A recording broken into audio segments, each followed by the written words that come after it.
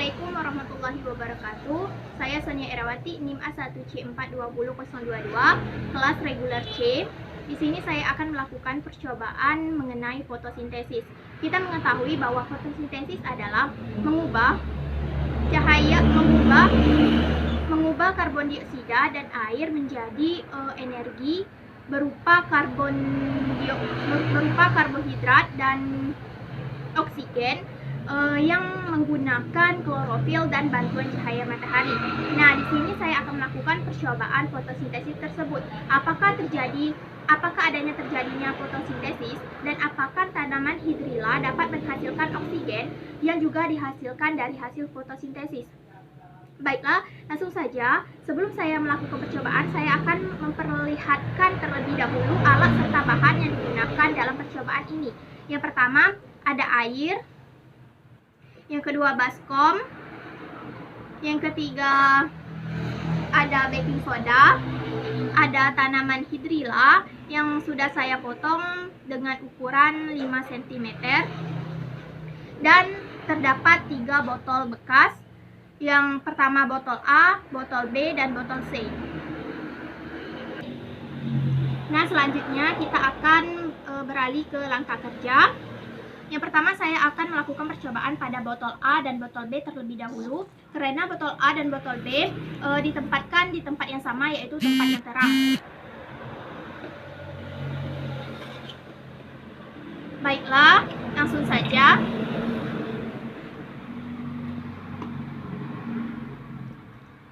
Langkah pertama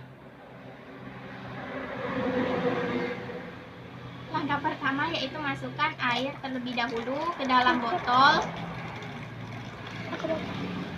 hingga penuh.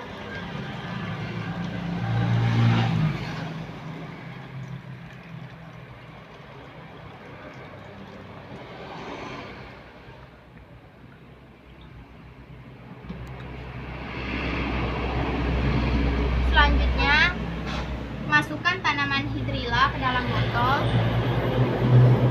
sebanyak 3 batang tanaman hidrilla.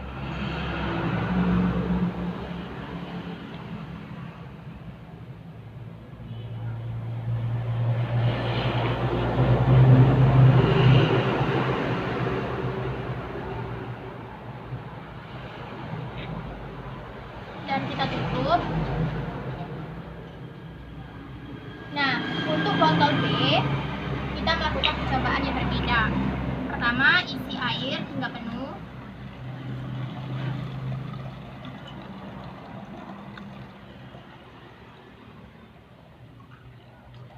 Lalu masukkan tanaman hidrilla sebanyak 3 batang.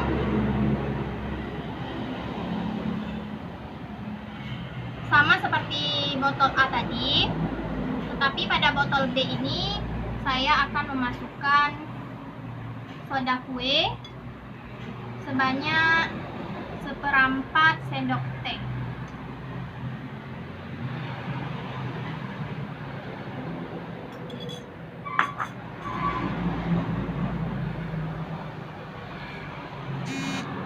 Lalu kita tutup.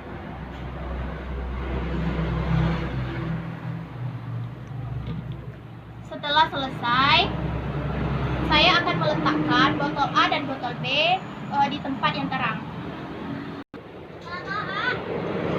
Selanjutnya, saya akan meletakkan botol A dan botol B di tempat yang terang.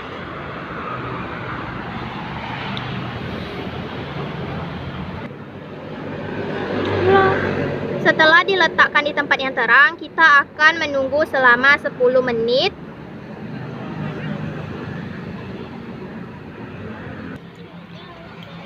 Dan setelah 10 menit, kita akan melihat berapakah gelembung udara yang dihasilkan oleh botol A dan botol B. Di sini kita dapat melihat pada botol A terdapat gelembung-gelembung udara yang dihasilkan oleh tanaman hidrilla. Cukup banyak gelembung udara yang dihasilkan. Menurut perhitungan saya tadi, yaitu sebanyak 25 gelembung udara. Hasil pada percobaan botol A di tempat yang terang dengan diisi dengan tanaman hidrilla dan air nampak adanya gelembung udara yang berasal dari tanaman hidrilla. Hal ini menunjukkan percobaan fotosintesis ini menghasilkan oksigen dengan bantuan cahaya matahari. Dan pada botol B juga terdapat gelembung udara yang sangat banyak dibandingkan pada gelembung udara pada botol A. Kita lihat di sini dan di belakangnya cukup banyak gelembung udara yang dihasilkan dan masih tetap menghasilkan gelembung udara. Menurut perhitungan saya tadi, terdapat gelembung udara sebanyak 35 gelembung udara. Pada hasil percobaan gelembung A, nampak gelembung udara yang lebih banyak. Nampak juga pada bagian atas botol terdapat rongga-rongga udara yang lebih banyak daripada botol A tadi. Hal ini membuktikan bahwa pemberian baking soda tadi atau NaHCO2 meningkatkan kadar CO2 dalam air, dan peningkatan kadar CO2 berpengaruh terhadap proses fotosintesis sehingga tanaman akan menghasilkan lebih banyak oksigen.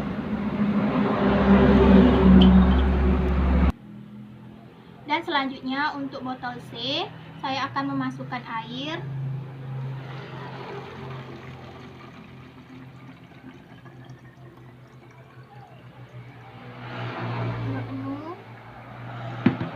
Tanaman hidrilla sebanyak 3 batang.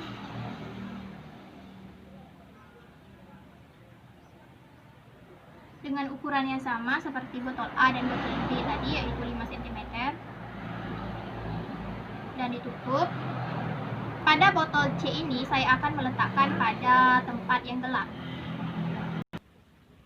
Dan untuk botol C kita akan meletakkan pada tempat yang gelap.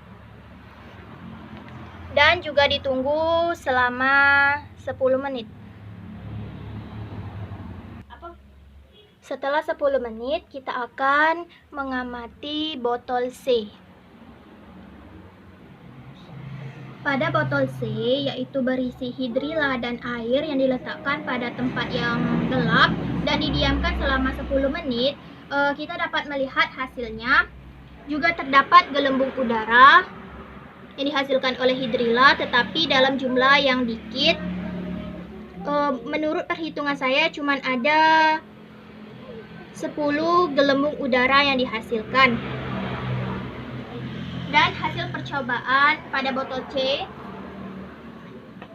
tampak pada percobaan ini juga terdapat gelembung udara. Ini berarti hidrilla juga melakukan fotosintesis, tetapi tidak banyak gelembung udara yang tampak. Ini menunjukkan bahwa proses fotosintesis berjalan lebih lambat daripada pada saat terkena cahaya matahari secara langsung. Inilah hasil percobaan fotosintesis dengan hidrilla, air, dan yang pada botol B ditambahkan dengan baking soda. Jadi kesimpulan dari praktikum ini, pada botol A terdapat 25 gelembung udara yang dihasilkan. Pada botol B terdapat 35 gelembung udara yang dihasilkan, dan pada botol C terdapat 10 gelembung udara yang dihasilkan. Jadi dapat disimpulkan bahwa laju fotosintesis dipengaruhi oleh banyak sedikitnya intensitas cahaya, dan laju fotosintesis juga dipengaruhi oleh banyak sedikitnya kadar CO2. Sekian percobaan mengenai fotosintesis yang saya lakukan. Semoga bermanfaat. Saya akhiri. Wassalamualaikum warahmatullahi wabarakatuh.